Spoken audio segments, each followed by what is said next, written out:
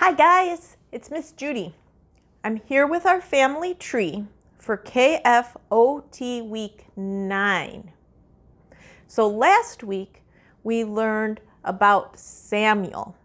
And Samuel grew up in the tabernacle learning to be a priest. He was also a prophet, and he was also a leader in Israel called a judge. Now Israel, remember that comes from the name that God gave Jacob. So Israel came from Abraham and Sarah. God promised them a family as many as the stars. And Abraham and Sarah had Isaac. Then Isaac had twins, Esau and Jacob. Jacob got the new name of Israel. And Jacob had many children who became the 12 tribes of Israel. And from that small family of Abraham, Sarah, and Isaac came not just a large family, but a nation. So Israel is way bigger than just a big family now.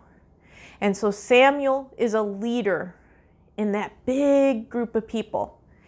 And one of the things that Samuel ends up doing is Samuel is the one that God chooses to anoint or pick the king. Israel doesn't have a king, and they decide that they would like to have a king, just like all the other nations around them. And so Samuel is picked to choose the king, and God leads him to the town of Bethlehem and a man named Saul. And Samuel tells Israel that God has chosen Saul to be the very first king. While Saul is king, Samuel hears from God that he has someone in mind to be the next king. And that makes Samuel a little bit nervous because no king wants to know that there's another king coming. So Samuel obeys God and he returns to the town of Bethlehem, and he goes to see a man named Jesse. A man named Jesse. I made a leaf here for him. And he tells Jesse that I'd like to meet all of your sons. Jesse had many sons because one of them is going to be the next king. And so Samuel meets the sons of Jesse. He starts with the oldest and he goes to the oldest, and nope, that's not going to be the next king. So he goes to the next son and the next son and the next son, and so far he's not hearing any messages that he's found the right person to anoint. Anointing is a special way of putting oil on someone to show something important. And Samuel sees all of the sons, and none of them are the right one. And so he says to Jesse, do you have any more sons?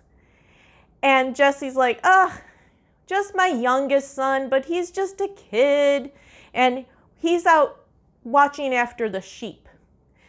And Samuel says, well, bring him here. So they go and they find the youngest son, and they bring him back in front of Samuel, and Samuel knows that this is the right son. And so he anoints the youngest son of Jesse to be the next king. This youngest son, his name is David, and one day he will be king. It won't happen for like 15 or 20 years, but he will be king of Israel. And his hometown of Bethlehem, we know that it will be called the City of David. Do you remember when Jesus was born and the angel says, "For unto you is born this day in the city of David"? That's the David that's being talked about. A lot more happens with David, and we'll learn some more about David next week. But David is anointed when he's just a youngster, and he will one day be the king of Israel. Now, someone from our church family is here to share with you. Hello, St. Barnabas kids. This is Marie Check, and I'm so happy to be saying hello to you. I missed you. I wish we could see you at church. I hope that we see you soon, and I hope that your summer is good. I know it's hard, this whole COVID thing, hard on the grown-ups too, hard on the kids. But we'll be together again before you know it, and it will be quite wonderful. So, what am I doing this summer? One of the things I'm doing is I'm painting a room. And I'm painting it because one of my daughters, my oldest daughter, is getting married in September. And she and her new husband are going to come and be in this room for about 4 days because there's going to be a celebration. They're getting married in Virginia, and there's going to be a celebration in Chicago. Anyway, they need a place to stay, and this is it. And this room was all old and crummy looking and needed to be patched up. So it was my son's room, and I'm going to show you a picture of what he looked like when I painted it the first time to be blue, because of course he wanted it blue, and then how old he looked when he was all done, and then how he looks now. So you'll see that the room takes a long time, it takes a long time to paint a room, but it lasts a long time. So your time and effort is really worth the time and trouble. So here's how he looked when I painted the room. He was about 11, I'd say 10, 11 there. And then here's how he looked when he was in college, and he essentially moved out of the room shortly after college. And then just for fun, here is how he looks now. He got married last summer. You can see how tall he is. Anyway, I'll show you the room. So the room was blue. You can see the blue here in the picture. That's the color it was when he was here. So the first thing you need to do is clean the room. You got to wash down the walls, and you have to get rid of all the junk that's in the room because you can't move all that around every single time. Then you need to patch, like there's little holes in the wall. That was where the bed kept bumping against it, and there are other things that need to be patched. Then the next thing you need to do is take the primer, and very carefully you've got to put the primer along the edges. We call cutting that out. So see, I haven't filled in the wall at all, but along the edges. So you've got to take a paintbrush and do that slowly and carefully. Then with the primer you do the whole big wall. So with a roller you take you paint the whole wall so that the color is all one. And the idea is you want to cover up the old paint so that the new paint, so the old paint doesn't show through the new paint. So what I'm trying to do is I'm going to go from the dark blue walls that you saw here to they're going to be white on top and then purple on the bottom. This is what the primed wall looks like. It's pretty crummy looking. Just going to move along here. I've cut out a little bit so you can see a little bit along the edges there. That's where I have painted with the paintbrush. So I'm going to show you how that looks now, because oh, that's fun, but it really isn't fun. This part is no fun at all. It takes a lot of patience and a lot of care. It's not hard, but you got to be careful not to splash the paint on the dark wood. You know, constantly like taking a washcloth, to like wipe off the part that you didn't like. So, oh yeah, I forgot to tell you that when you are painting, you need to cover up all the furniture. So this is what the room looks like now. Here's his dresser covered with, an old sheet. He liked black sheets. And then here's what the bed frame looks like. You got to cover everything in case you drip some paint on it. And then here's his desk that you can barely see because it's covered with sheets. Even the window ledge covered with sheets. This is because I've been known to drip a little bit. And then we have just like this big mess, and then I've ruined the furniture. So we don't want to do that. So you cover things up. I also wear old glasses because sometimes I speckle the glasses. Here's my old glasses. Oops. And a hat.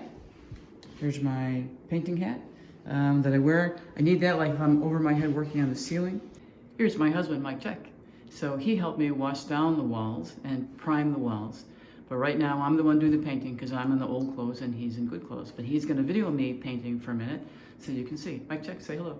Hello. There we go.